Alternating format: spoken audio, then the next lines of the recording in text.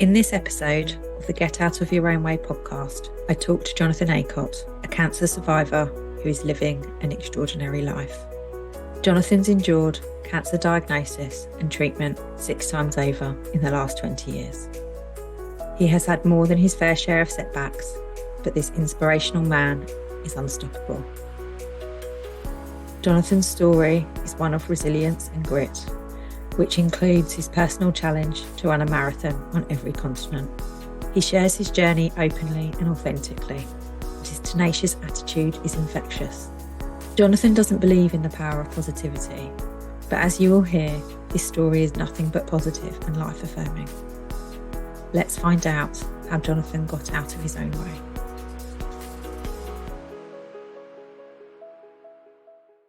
So, welcome to the Get Out of Your Own Way podcast, Jonathan. It's a real pleasure to have you here today. Thank you for having me. I would love for you to share with our listeners your story. So I was diagnosed with testicular cancer in 2004. I was 29, self-examining in the shower, as everyone should. Found a lump, went to A&E because I didn't have a doctor, a GP at the time.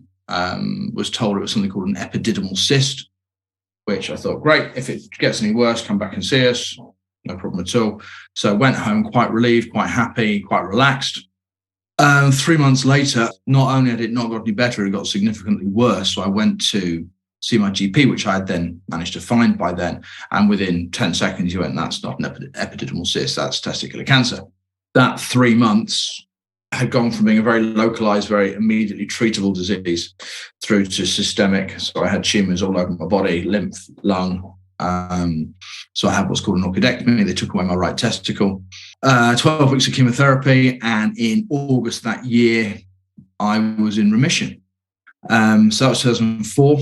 I was in remission. And then 2007, part of a routine scan, they found a lump attached to my left lung. That turned out to be called something called a rhabdomyosarcoma, which I had open chest surgery. And then I was in remission again, unfortunate relapse. Wind the clock forward. I'm having regular checks now for my blood levels. And the problem with my cancer in general is that unless it gets to a certain size, you can't see it. 2013, I had something called a retroperitoneal lymph node dissection, which is an incision from sort of chest to pubis. That was 2013. 2016, I had the same surgery again because I relapsed again. My blood then, very shortly after, my level started to rise again.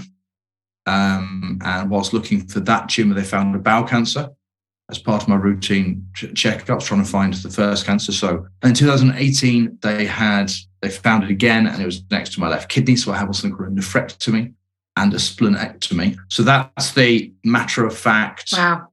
Sharing 6 experiences of cancer over a 20-year period. Just less than 2 decades. So the majority of your adulthood. Yeah. Obviously, you identified it. You break down, you identified as a moment. But actually, like I said, so that third cancer, I knew I was ill for 18 months. So actually, the period of time where cancer has been, I have actively had cancer over that period of time, probably 10 years out of the last 18 years, something like that. The treatment bit's actually the easy bit. Tell me more. Well, if you know what's wrong, you want to fix it. To know something's wrong and you can't fix it until it's bad enough to be fixable, that is mentally very draining. That's tiring. That's hugely debilitating to wake up every day conscious that you have active cancer, but not enough active cancer to be treatable. That is the part that I found always difficult. The surgery, cut me open as many times as you like, get rid of it, no problem at all. No fuss, no muss, no drama. I'm big, I'm strong, I'm tough. I've got a ridiculously high threshold to pain. Let's just crack on, get it done. Chemotherapy is next level misery, but the mental drain to live with cancer, I mean, the people do it, millions of people do it all over the world every day. They are living with active cancer and not knowing what the next week, month, 6 months looks like is incredibly debilitating. You actually pray for treatment. When did you recognise the difference between the praying for the treatment and there being a fix versus the challenge of it not necessarily being fixable at that point in time? Well, you actually need to add a third one into that mix as well, actually. Okay. Because you've also got the I'll never be in remission again. So there's now it is when it went systemic, and I've relapsed so many times, all I'll ever hear now is there's no evidence of disease in your body, so you have no active cancer at this moment in time. So you have this threefold tension of being ill, wanting treatment, being ill, waiting for treatment, and having treatment and still knowing that it could come back at any time. So there's a tension there constantly, born out of helplessness in a lot of cases, and a lot of time, denial. Well, no denial anymore. There was a lot of denial. Yeah. So there's that critical tension it moved through me, and I've moved through that process like a wave. I'm at a point now where I can reasonably say, and with no negativity, no defeatism, and no despair attached to it, I'm pretty resolved the fact that cancer will kill me at some point. That is not in any way, shape, or form giving in or conceding. It's accepting my truth, because denial allows me to live the life I want to live. Denial allows me to not limits me from making the memories I want to make, or having the fun I want to have, or living the life I want to live. I'll be the first 6-time cancer survivor to run a marathon on every continent. Sorry, but I presume I'm the first. But I would never have done that if I wasn't prepared to accept the fact that life's short and you have to make the most of it. So what I'm hearing is this journey, this incredibly testing, challenging journey that's lasted nearly 2 decades, has also given you something in terms of you're living your life fully on your terms now. Yeah, I think I get asked this a lot. Would you rather, I did a podcast the other day, would you rather have, would you change where you are now and who you are now if you didn't have to go through that journey you went through? I'm like, oh, no, because I like who I am now. But of course I wouldn't want to go through what I've been through. My body barely works. I've got so many things wrong with me that, you can't worry about it. But I really like who I am now, and I didn't really like who I was then. And this whole thing's about getting out of your own way. You've done bad things in your life, you've done good things in your life, you've done interesting things in your life. You have to accept that you are where you are, for better or worse. You might have divorced, you might be separated, you might be, it doesn't matter. That is where you are. And until you know where you are in this world, you cannot possibly move forward. I could give you a map and it could lead you to nirvana, but if you didn't know where the fuck you were starting from, you would never get there. And so that's the foundation of my talks and my life and my ethos. So you have your 3 pillars. I start with ownership of your situation, for better or worse. I love it. I love owning the power that it gives you to move forward, to just be where you are, to embrace who you are. But that level of personal responsibility is something that I'm really passionate about as well. But I also recognise that for some it's very challenging to be vulnerable, or to take courage or bravery, or to accept the circumstances in which you find yourself in. So I'm curious, Jonathan, how did you come to terms with your situation? Time, breakdown, suicidal ideation, and counselling. Sorry, therapy, not counselling, therapy. Are you okay to share a bit more about those experiences? Yeah. I had got to a dark place where it was becoming very monotonous to continue ad nauseum, getting ill, getting better, getting ill, getting better. And it got to a point where I felt like it might be better if I wasn't subjecting myself or anyone else to that. And when you have as many surgeries as I've had, they give you the good pills. So I'd been stockpiling them for a good period of time. And I didn't. And there was an intervention, and I went through to see therapy. And I saw a guy called Andrew, who's a clinical psychotherapist. He's an interventional psychiatrist, actually. So he's the one that you'd send to people who are in real desperate problems. And we talked at length for months. And I was never in crisis after that point, but I had never spoken about me. I'd never framed or phrased some of the things I was struggling with before. And it was through the process of doing that I was able to reach a degree of peace. And it wasn't, I'm not a stupid guy. I'm relatively smart, and I know. But what I didn't know is why I was feeling like that. Because the simple answer is, it's cancer, it's chemotherapy, Yeah, but that's too try. It's not deep enough for me to understand. Because millions of people get cancer, have chemotherapy, and they're not feeling like this. And yes, 6 years and 20 years, But he explained this idea to him about so I lost my 30s, really. Career interrupted, everything was difficult. I made some poor choices. And it was your 30s as a man or as a woman are actually very significant. It's a very significant decade because you're supposed to be out this your warrior phase.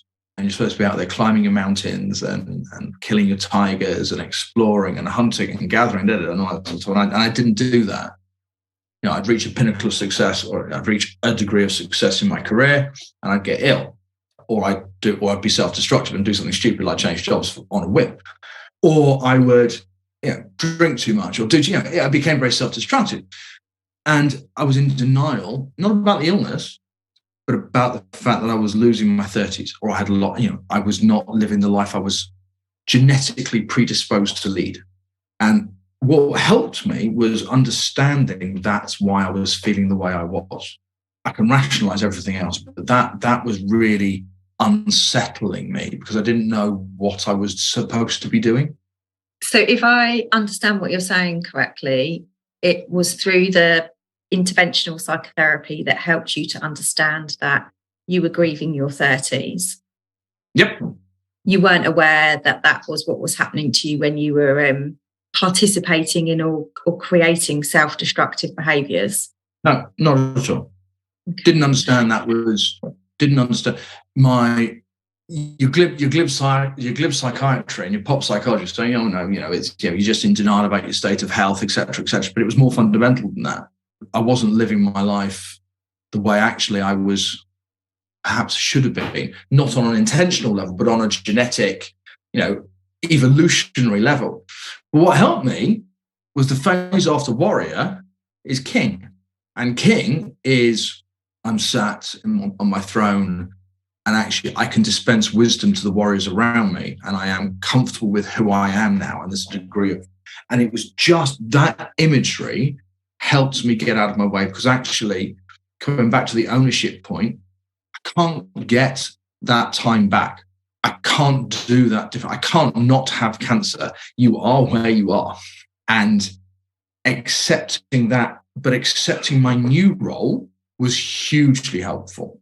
And I lent into that. I've had an amazing life. I've got books worth of stories and adventures and misadventures and thoughts and ideas. And I'm very happy at that point now, because I recognize now what I'm not.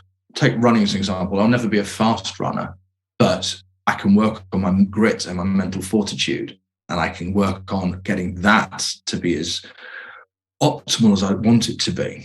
So I counterbalance what I'm not with what I am. What has leaning into who you are given you? What's it given me? Peace of mind. How so? When you look at LinkedIn and you look at a job and so you go, cool, I could have done that. Yeah, but you didn't. I could be there doing that, but you're not. Why are you not? Well, everyone does that, and they compare themselves. I do it far less than I ever used to, because I know I can't. I know I'm not. And I don't have those opportunities anymore. They will not present themselves to me anymore. Fine, not a problem with that. But having peace of mind to know that that's going to happen or not going to happen, that's quite liberating. Is there a case for it also being, though, that you're choosing for them not to happen? You've taken yourself out of that race, whatever that race may be. No, I'm taking myself out of a race I can't compete in. I'm never going to be the sporting director for Formula One. I don't have 10 years worth of experience because I lost 10 years of my career. I'm never going to be a hotel general manager because I've never worked in hotels. you recognize your limitations, but not your limits. I could still perform very, very, very well in a corporate environment if it was the right corporate environment for me. I don't exclude myself from the possibility of working for a company again at all, but I exclude myself from daydreaming about jobs I couldn't do because I wasn't good enough, or I spent 10 years getting ill. And I've been made redundant 6 times or unemployed 6 times. 5 of them, nothing to do with me whatsoever. 1 of them, I wasn't good enough for the role. Fair, no problem. 5 of them, nothing to do with me. I've beaten myself up about that consistently. Not anymore. Maybe that they weren't for me. But now you try and find your own way, like I'm doing now, self-employed, broke, worried, but self-employed, because actually, maybe that's what I'm supposed to be doing. So how do you balance the worries and the view that you're doing what you're supposed to be doing? The worries are simple. The worries are, can I pay my bills this month, next month, month after? That's the worry. Do I worry about the quality of the work I do? No, because I'm actually a very good coach, and I'm a damn good speaker. I worry about I can't get enough work in, but that's born out of that's interesting. That's an interesting one, because I'm not then full. I believe I'm potentially not fulfilling my potential if I don't speak to enough people. So your perspective is more concerned with not being able to share your message as far and wide as you could than you are with some practicalities of life. Yeah, because there's a hard number I have to pay my bill to pay my bills. Yeah, and that, as long as I hit that hard number, and I don't care how I do that. I don't care how I pay my bills, as long as my bills are paid. That's all I need to do. My passion is this. My passion is speaking to people. Would you have this perspective had you not been through what you've been through? Can't answer that. I don't know that. I have, because I haven't not been through what I've been through. If you take yourself back 25 years ago. I was very money motivated at that time, yeah. I would have defined success in a very different way, yes. Success would have been nice house, 2 houses, 4 or 5 holidays a year, fast car, da-da-da-da-da. And now success is being happy. And your happiness comes from? Actually, what does my happiness come from?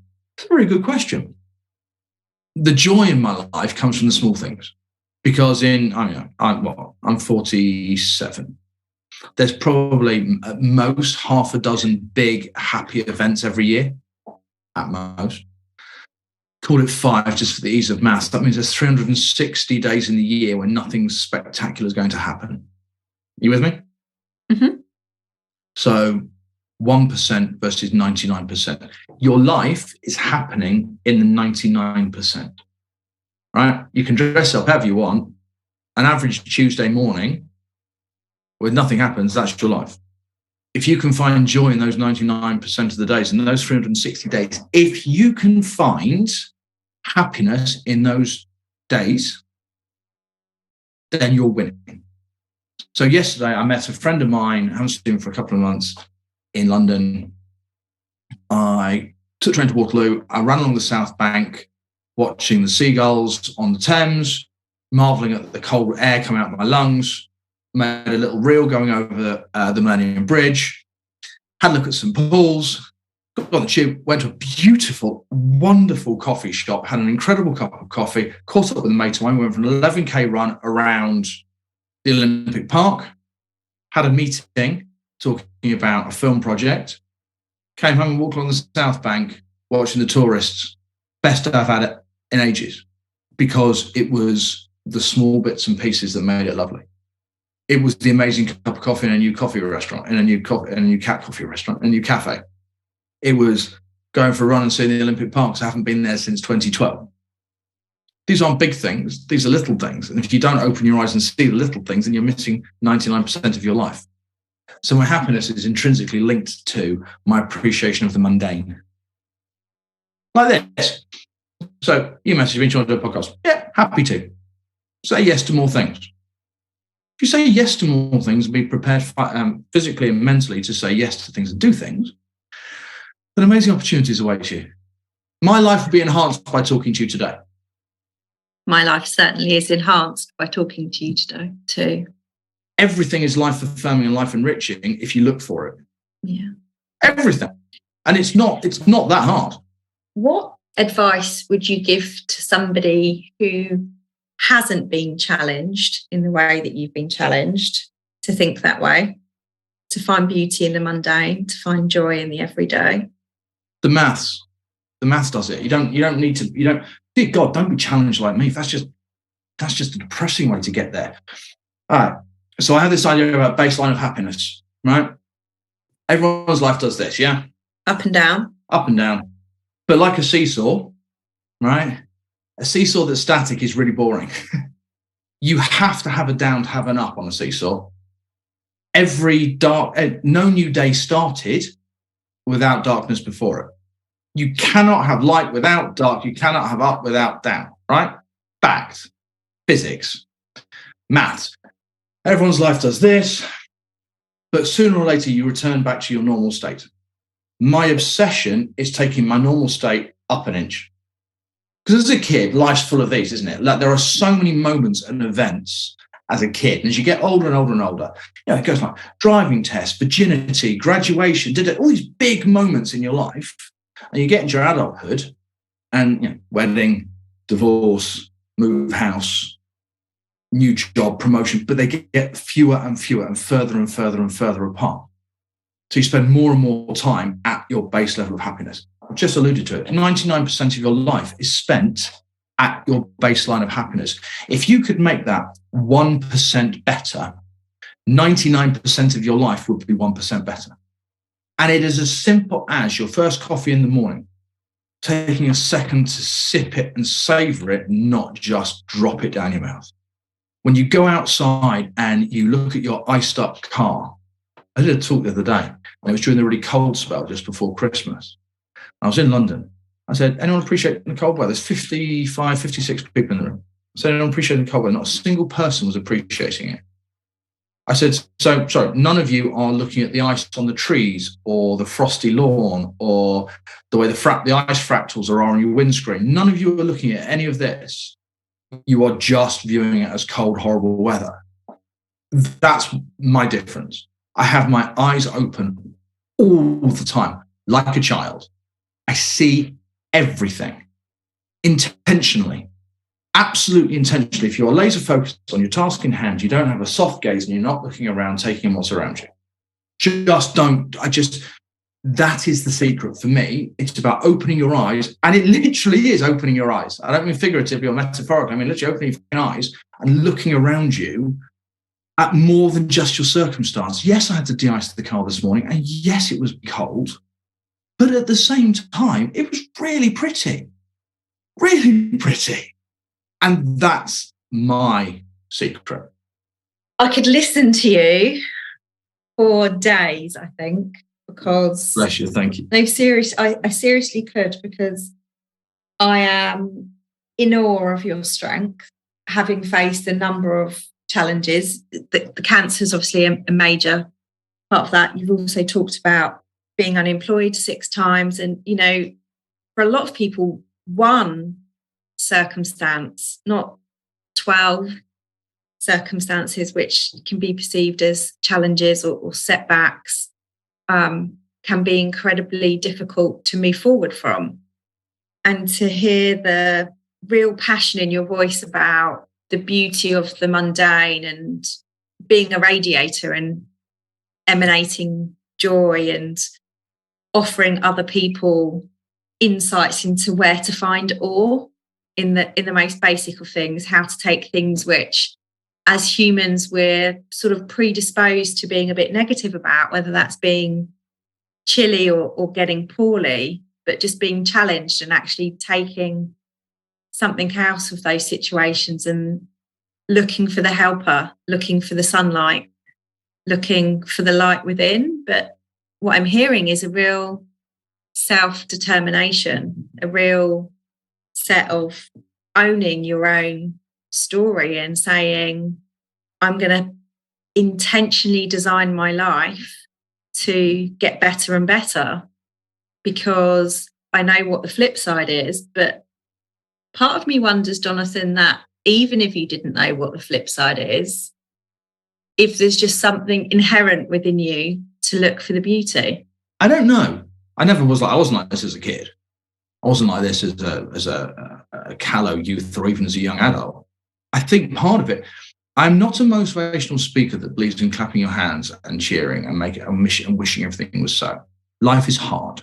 Life is dark and it is full of tragedy and no one gets out alive and bad things happen to bad people and they happen to good people as well, and just shit goes wrong.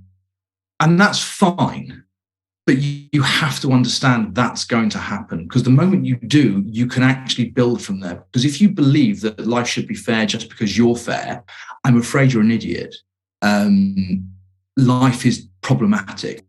The idea, it seems inherently unfair that bad things happen to good people and vice versa. But life is inherently unfair. But sometimes, and I think you have to rid yourself of that, I hate this word, but victim mentality. This is why these things are always happening to me. So I'll tell you a story. So I went skydiving once. So there's 400 people there raising money for a testicular cancer charity. And the only person there who's had testicular cancer is me.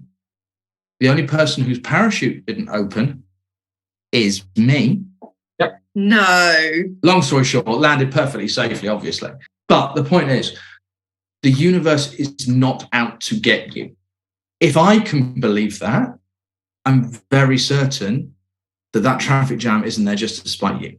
There is no such thing as a conspiracy theory to stop you getting what you want in life. Sometimes bad things just happen and stupid things just happen. The sooner you resolve yourself to that idea, the happier your life will be. I'm lost for words.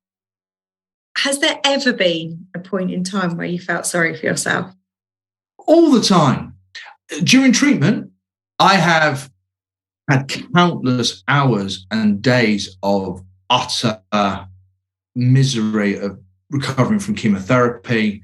I do feel sorry for myself, because to deny bad things are happening is just foolhardy. You're lying to yourself. Authenticity is what's important. To deny that is inauthentic. To wallow in it is wasting my life. Don't deny yourself a negative feeling, for God's sake, because then you're just denying who you are. All that's required is authenticity and honesty with yourself. Are you happy at this moment in time? Yes or no? No, why not? And if you can't articulate it, then you have a fundamental issue, because you're not self-aware enough to actually know where you're going. If you're unhappy because your career is unfulfilled, let's look into that and investigate that and understand that. Owning your problem, owning your situation, frees you up to do a lot of things. But sometimes it sucks. Sometimes you have to hear, this is not going to work. And yeah, so yes, I feel sorry for myself and I indulge myself and I let myself feel sorry for myself. I don't wallow in it. And you voice it and you explain it and you get to the bottom of it and you resolve it or move on. Hopefully resolve it and move on. We start with the idea that time is your most important commodity. And with 4,000 weeks average lifespan, 4,000 Mondays, even if I wasn't ill, I'm probably into my last 2,000 weeks. Mm-hmm. It's just, I'm slightly in my way because I'm scared of succeeding. Because actually, if this does work, then, I can take open to work off of my LinkedIn profile. And what would it feel like to lean into the fear? It's not paralyzing. It's just, oh shit, what if this works? You won't know unless you try. Exactly. Whether you can or you can't, you're probably right. Jonathan, thank you so much for sharing your experiences and your wisdom. It's my pleasure. I have taken so much from what you've shared around finding joy in the mundane, taking personal responsibility for being happy and fulfilled in life, and how it is entirely possible to get out of your own way with the right mindset and support.